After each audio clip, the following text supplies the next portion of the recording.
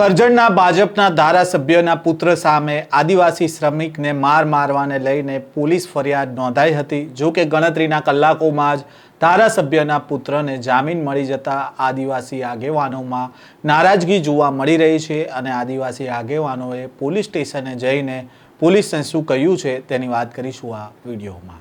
વૈષ્ણવજન તો તેને કહીએ જે પીડ પરાઈ જાનાને રે। નમસ્કાર, નવજીવન ન્યૂઝમાં આપનું સ્વાગત છે। હું છું જયંત દાફડા।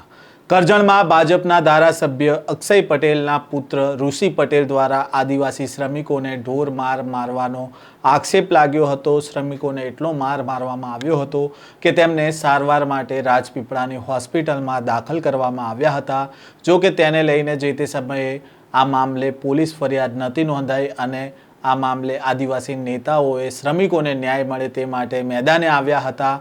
આદિવાસી નેતાઓએ પોલીસ સ્ટેશન ખાતે ધરણા કર્યા હતા અને પોલીસ ફરિયાદ નોંધે તે માટે અલ્ટિમેટમ પણ આપ્યું હતું। જો કે આદિવાસી નેતાઓના અલ્ટિમેટમ બાદ પોલીસ દ્વારા ફરિયાદ નોંધવામાં આવે છે। એટ્રોસિટીની ફરિયાદ નોંધાયાના ચોથા દિવસે પાંચેય આરોપીઓ પોલીસ સમક્ષ હાજર થતાં પોલીસે અટકાયતી પગલાં ભરીને આ તમામ આરોપીઓની ધરપકડ કરીને કાર્યવાહી કરી હતી અને ધારાસભ્યના પુત્ર સહિતના આરોપીઓને બુધવાર બપોરે મામલતદાર સમક્ષ રજૂ કરવામાં આવ્યા હતા, જ્યાં અદાલતે તેમને જામીન પર મુક્ત કરવાનો આદેશ આપ્યો હતો।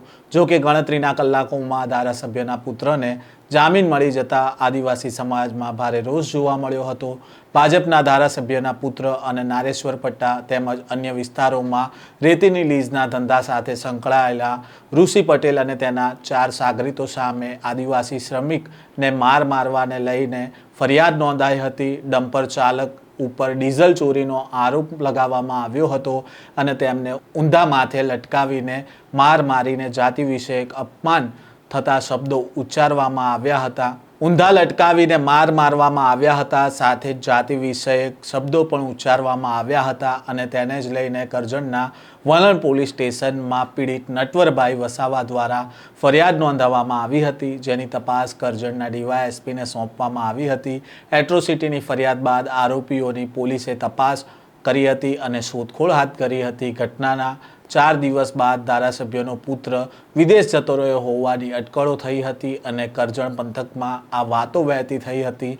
જો કે ફરિયાદ નોંધાયાના ચોથા દિવસે આ તમામ આરોપીઓ છે તે પોલીસ સ્ટેશનમાં હાજર થયા હતા, જેમાં ઋષિ પટેલ, જયદતસિંહ રાજ, સાહિલ પટેલ, જાવેદ ખાન પઠાણ અને વિજયસિંહ સુરેન્દ્રસિંહ રાજપૂત પોલીસ સ્ટેશનમાં હાજર થતાં તેમની ધરપકડ કરવામાં આવી હતી અને આ કેસમાં ફરિયાદીનો આક્ષેપ છે કે ઋષિ પટેલને બચાવવા માટે પોલીસે હળવી કલમો લગાવી, જેના કારણે તેમના જામીન સરળતાથી થઈ ગયા। ફરિયાદીએ મેડિકલ રિપોર્ટના આધારે આરોપીઓ સામે હત્યાના પ્રયાસનો ગુનો દાખલ કરવાની માંગ કરી છે। સાથે તેમણે કહ્યું છે કે મેડિકલ રિપોર્ટના આધારે હત્યાના પ્રયાસની કલમ અને અન્ય કલમોનો ઉમેરવો થવો જોઈએ તે પ્રકારની રજૂઆત છે તે પોલીસ સ્ટેશનમાં જઈને કરવામાં આવી છે।